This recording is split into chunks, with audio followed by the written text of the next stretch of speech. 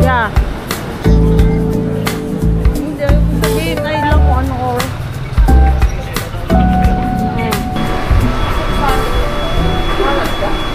Naka-rice. Naka-rice. Naka-nachos. Nachos. Naka-nachos. Pwede yung sa akin nachos. Friends, I wanna try their horchata. My God, Ninya girl, it's so good. Kung first time mo, oh my God, iyak ka. Samahan mo ng beef. Pero sana tinry mo din with the dip. Okay. Convinced na siya. No, sorry.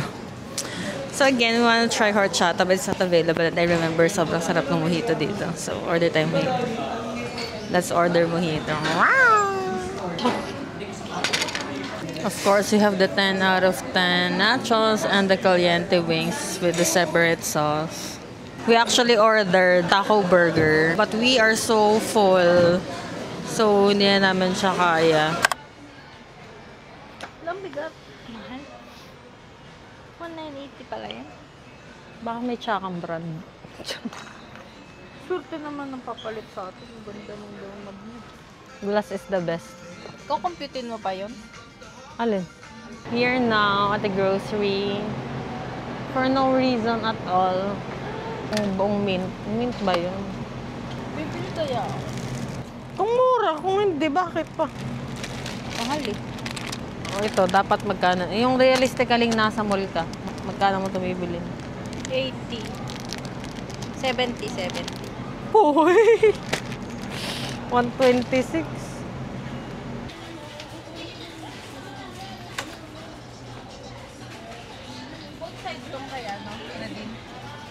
No, yung kay Nadine ay pati coconut yun.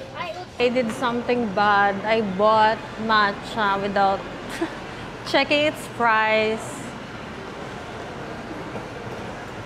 So stupid. Mura pa sa Japan, te. So that's a sad grocery run because I bought something without checking the price. Now we'll find Zeus. Everything.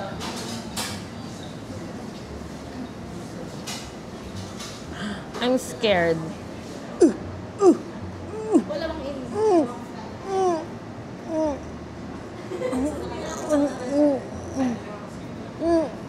Wait, paano?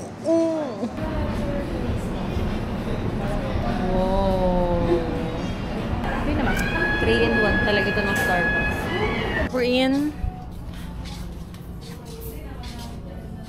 Ano pangalan nito? Korean Food Hub. Hindi naman yung pangalan. Ah, oo kaya. Ay, oo nga. Tama ba? Korean Food Hub. Pilit ka ba nila? kung gusto mo daw.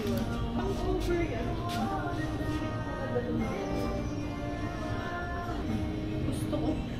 Nakapay-batan. Paano di Japanese kasi.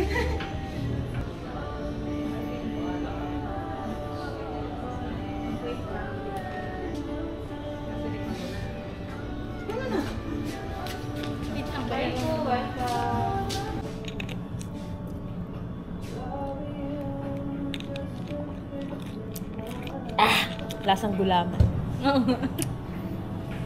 Ano, bibili ka? Hindi.